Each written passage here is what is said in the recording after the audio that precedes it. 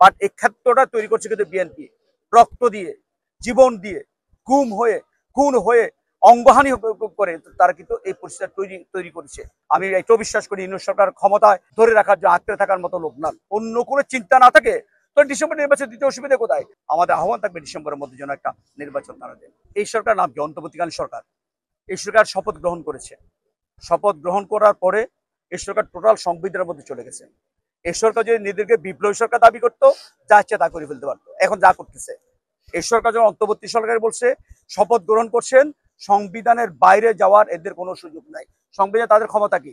তাদের ক্ষমতার একটা প্রধান ক্ষমতা হলো একটা নির্বাচন করা, নির্বাচন পরিবেশ একটা নির্বাচন করা, এবং সেটা কতদিন করবে সেটাও তাদেরকে মেয়াদ দেওয়া আছে। এরপর তাদের কাছে রুটিন ওয়ার্ক করা, ওনাদের এর বাইরে কোনো কাজ করার ওনাদের এখতিয়ারও নেই। তারপরও ছাত্র জনতার অভ্যুত্থানের মধ্যে তারা এসেছে, ইউনূস সরকার এসেছে। আমাদের এই যে আমাদের শত শত নেতা বিএনপির মারা গেছেন, গুম হয়েছে বিএনপির শ্রমকার রক্তের উপর দাঁড়িয়ে বিএনপি আজকে ইউনূস সরকার কিন্তু ক্ষমতায়। ওই 3 দিনের 5 দিনের 9 দিনের আন্দোলন হাসিনার পতন হয়েছে, বাট তাদের যে অবদান সেটা আমরা অস্বীকার করবো না। তারা চূড়ান্ত পর্যায়ে একটা নিয়ে গেছে। বাট এই ক্ষেত্রটা তৈরি করছে কিন্তু বিএনপি রক্ত দিয়ে, জীবন দিয়ে, খুন হয়ে অঙ্গহানি করে তারা কিন্তু এই পরিস্থিতি তৈরি করেছে। আমাদের এখন যে বক্তব্যটা ইউনূস সরকার প্রতি আমাদের, উনি এখন খুব সম্মানীয় ব্যক্তি, ওনার প্রতি আমাদের সম্মান আছে। উনি এখন কিন্তু বাংলাদেশের নয়, উনি বিশ্ব নাকি আমরা, এবং উনি বাংলাদেশে একমাত্র নোবেল বিজয়ী। উনি একমাত্র নোবেল অর্জন করছেন। আমরা ওনাকে অনুরোধ করব যা আপনার প্রতি আমাদের সম্মান ভালোবাসা আছে, আস্থা আছে, সেটা যেন কোনো অবস্থাতেই আপনাকে কেউ যদি মিসগাইড করে তাদের কারণে যেন নষ্ট না হয়। আমি এটাও বিশ্বাস করি ইউনূস সরকার ক্ষমতায় ধরে রাখার জন্য আঁকড়ে থাকার মতো লোক নন। মোনালিসা হেভি ফ্লো 15 পিস প্যাকেটের সাথে 8 পিসের একটি প্যাকেট একদম ফ্রি। আমরা ইউনূস সরকারের প্রতি আমাদের এখান থেকে আহ্বান থাকবে যে অবিলম্বে, যেটা ডিসেম্বরের প্রায় সব রাজনৈতিক দল চেয়েছে, ডিসেম্বরে একটা নির্বাচন। আপনি 4 মাস বেশি থাকলে আবার কি আসে যায়? যদি সত্যিকার অর্থে যদি আপনার যদি অন্য কোনো চিন্তা না থাকে তো ডিসেম্বর নির্বাচন দিতে অসুবিধা কোথায়? যেখানে ইলেকশন কমিশন বলতেছে আমরা ইলেকশন করতে প্রস্তুত আছি, জুনও করতে প্রস্তুত আছি, তাহলে আপনি এই জুনও করতে প্রস্তুত আছেন, আপনি ডিসেম্বর কেন দিতে চাচ্ছেন না? আমরা আহ্বান জানাবো যে জনসংখ্যাকে ধারণ করে রাজনৈতিক দলগুলোর যে ইচ্ছা সেটার প্রতি সম্মান জানিয়ে ডিসেম্বরের মধ্যে যেন একটা নির্বাচন দেয়। আপনার দেখেন এপ্রিল ইলেকশন করতে নানা ধরনের ঝামেলা আছে, আপনার এরপরে পরীক্ষা আছে, ঈদ আছে, নানা ধরনের ঝামেলা আছে। আমাদের আহ্বান থাকবে ডিসেম্বরের মধ্যে যেন একটা নির্বাচন তারা দেয়। বছর ধরে বিএনপির নেতাকর্মীরা অত্যন্ত নির্যাতিত সারা বাংলাদেশের।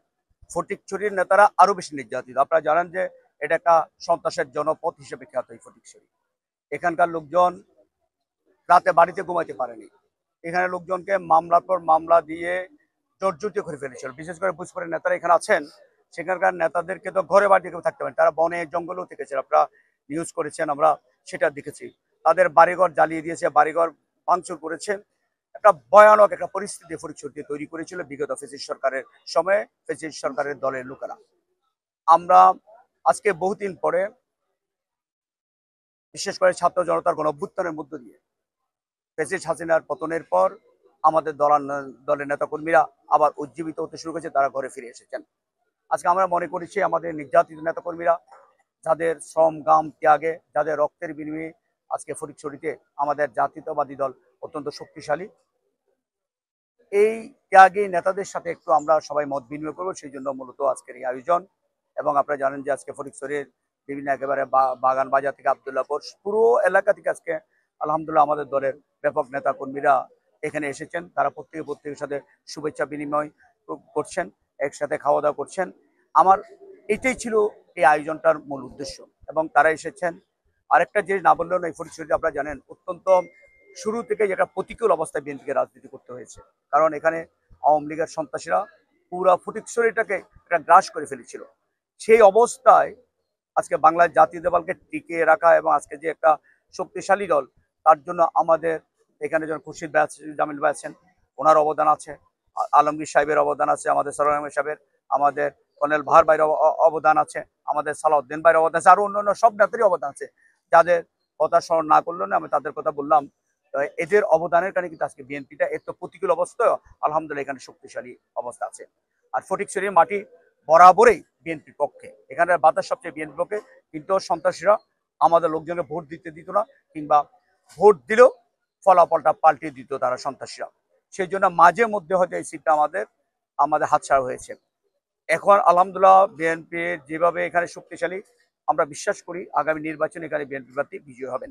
আমাদের খুরশিদ যে কথাই বলছে, খুরশিদ ভাইয়ের সাথে আমি একইভাবে কণ্ঠ মিলিয়ে বলি যে ফটিকছড়িতে আমরা আগামীতে যাকে মনোনয়ন দিবে আমরা স্বতঃস্ফূর্তভাবে তার জন্য আমরা কাজ করব, তাকে বিজয়ী করব।